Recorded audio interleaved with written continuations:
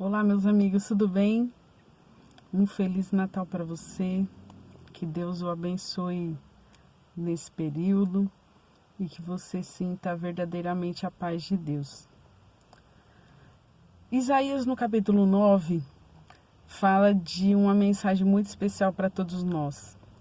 Fala sobre a primeira vinda do Messias e a partir do verso do capítulo 10 e 11, fala também sobre o reinado desse Messias, fazendo uma alusão ao futuro após a segunda vinda de Jesus. Mas eu quero falar hoje sobre a primeira vinda. Jesus, ele veio no momento em que a terra mais precisava. Talvez não fosse o momento em que as pessoas mais esperavam, porque assim como Jesus disse nos tempos da sua vinda, que a sua segunda vinda seria num período em que as pessoas casavam e davam-se em casamento, comiam, bebiam, festejavam, trabalhavam e faziam tudo dentro da sua normalidade. E até achavam estar bem com Deus. Mas espiritualmente falando, era um período de muita pobreza espiritual. Era um período de muita deficiência, um período de afastamento de Deus. O povo havia vindo de um período de idolatria, de apostasia, onde achavam que poderiam viver sem Deus. E baseado na sua mistura a outras culturas, elas traziam para si costumes que eram pagãos, que Deus odiava e repudiava. Pois bem, passado um período, a Bíblia menciona aí um período de mais ou menos 400 anos sem que se ouvisse a voz de um profeta vindo de Deus. Nós então nos deparamos com um período de sacerdotes, de sacerdócio, onde as pessoas aparentemente estavam mais próximas de Deus. Elas faziam seus sacrifícios, elas iam à sinagoga, elas cultuavam a Deus, elas faziam o cumprimento da lei de uma forma tão regrada, tão cheia de normativas, que não tinha sido Deus que tinha estabelecido todas aquelas coisas.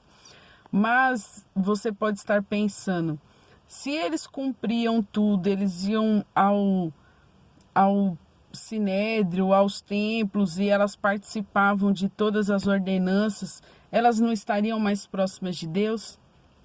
E aí é que está o ponto.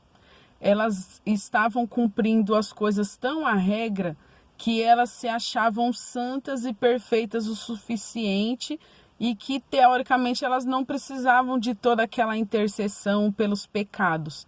Elas faziam porque achavam que era uma exigência de Deus, mas não porque elas se sentiam pecadoras, longe de Deus, precisando de perdão e de transformação.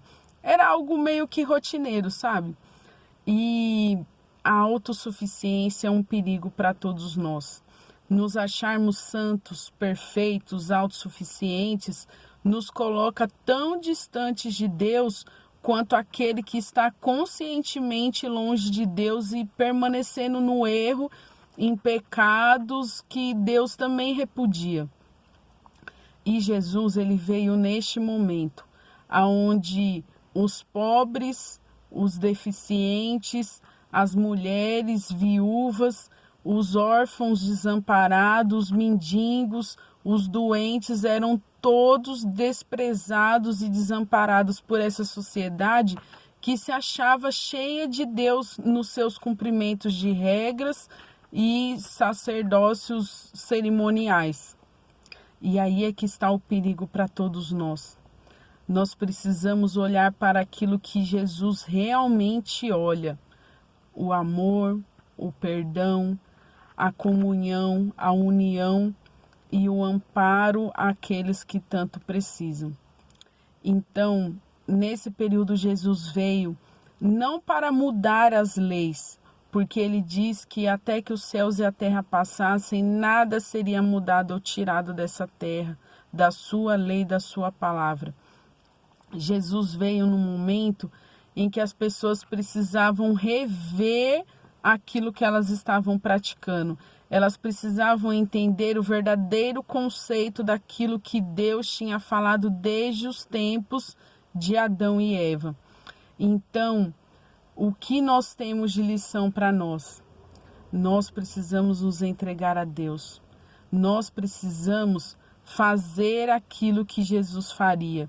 Nós precisamos rever as nossas formas de formalidades, de cumprimento da palavra de Deus e rever aquilo que nós achamos ser verdadeiramente, que muitas vezes é uma autossuficiência, e ver que, assim como diz em Isaías, nós somos trapos de imundícia.